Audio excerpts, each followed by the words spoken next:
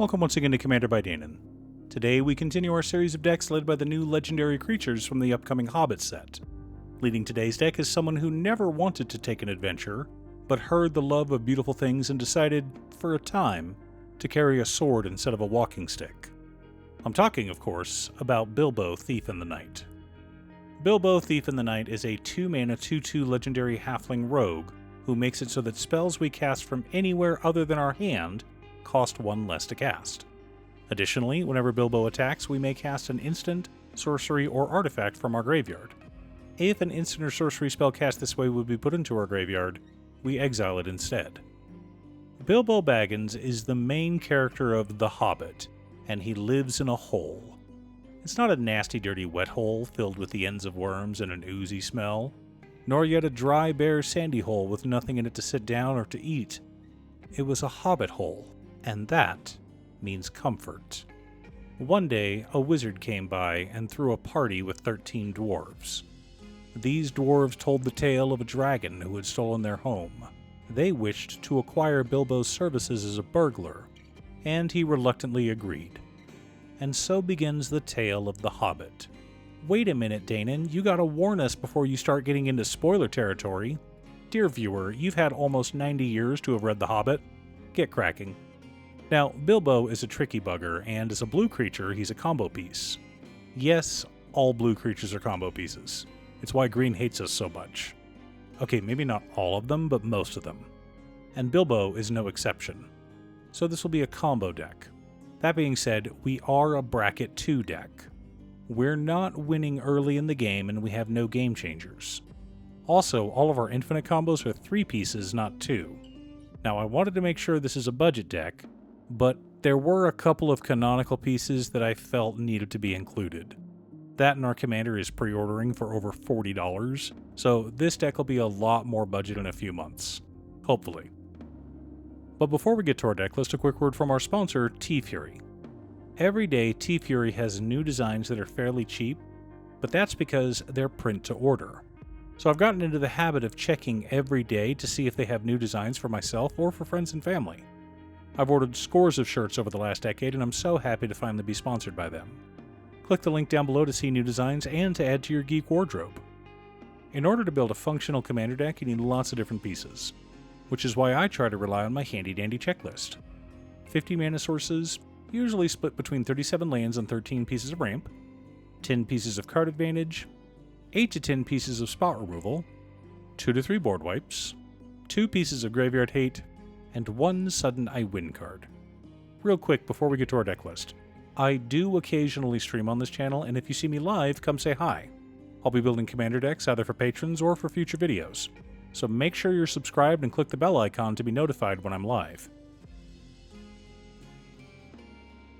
Our land base consists of Rogue's Passage, Mystic Sanctuary, Academy Ruins, Reliquary Tower, Rivendell, War Room, Scavenger Grounds, and 30 islands.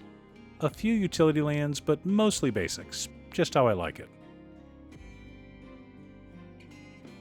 Our mana ramp package consists of Bag End Banquet, Altar of the Lost, Sapphire Medallion, High Tide, Soul Ring, Arcane Signet, Sky Diamond, Mind Stone, Felwar Stone, Sage of the Beyond, Thrawn Dynamo, Gilded Lotus, and Solemn Simulacrum. Mostly mana rocks, as is appropriate for our color identity. For card advantage, we've got Riddles in the Dark, Extract Power, Bilbo's Ring, Fortune Teller's Talent, Otherworldly Gaze, Deep Analysis, Think Twice, Memory Deluge, Dreams of Laguna, Frantic Search, Sensei's Divining Top, Windfall, Archmage of Runes, Behold the Multiverse, Teferi's Ageless Insight, Archmage Emeritus, Drown in Dreams, Mission Briefing, Fabricate, and Secrets of the Dead. Yes, that is a lot of card draw spells. We're in blue after all. Our interaction and spot removal package consists of Commit Memory, Pongify, Counterspell, Negate, Rapid Hybridization, Raven Form, Saw It Coming, Snap, An Offer You Can't Refuse, Swan Song, Arcane Denial, Narset's Reversal, and Wash Away. Lots of counterspells, which is appropriate for a blue deck. For board wipes, we're running Aetherize and Washout. Gotta love one-sided wipes. The core of our deck consists of Artful Dodge, Sphinx of Forgotten Lore, Lear, Disciple of the Drowned, Alrund's Epiphany, The Reality Chip, Mystic Forge, Laboratory Maniac, Jace, Wielder of Mysteries, Octavia, Living Thesis, Hermes, Overseer of Elpis, Murmuring Mystic, and Talran, Sky Summoner. To protect our commander, we've also got Mithril Coat and Whisper Silk Cloak. I know I could have gone with cheaper options for protection like Swiftfoot Boots or Lightning Greaves, but hobbits don't wear shoes, so I felt these were inappropriate.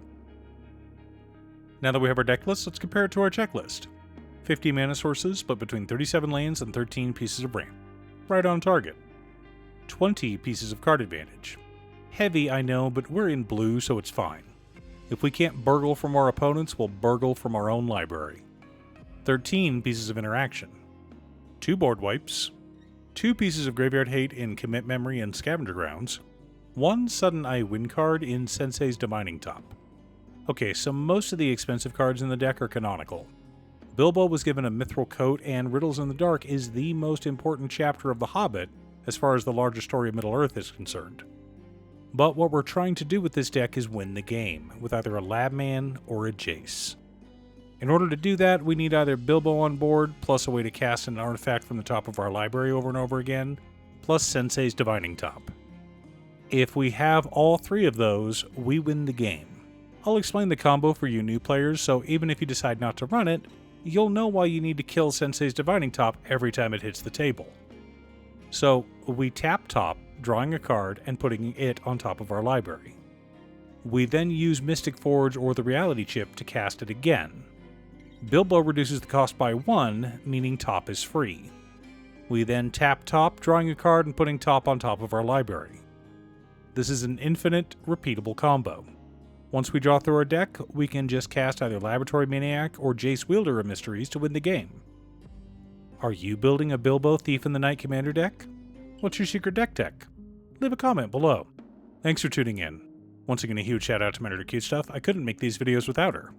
If you'd like to hire her to edit your own videos, she can be reached at cutestuff.edits@gmail.com. Link is down below. If you're looking for ways to support the channel directly, you can head on over to patreon.com/Danon. You can have a video made or just ask for help building or tuning a deck list. I also want to give a quick shout out to all of my patrons: Waffles, Marcus, Brett, Roxy, Alex, Robert, Pi, Kazaris, Patrick, Boomy, Osiris, Leech, Luke, Mr. Salty, Daniel Zombie, Brian, Waka, Talathia, Azander, Michael, and John. You guys are awesome. I post new Commander Deck videos every weekday, so be sure to subscribe and ring the bell to be notified of new videos. Again, thanks for watching, and I'll see you all again next time on Commander by Danon.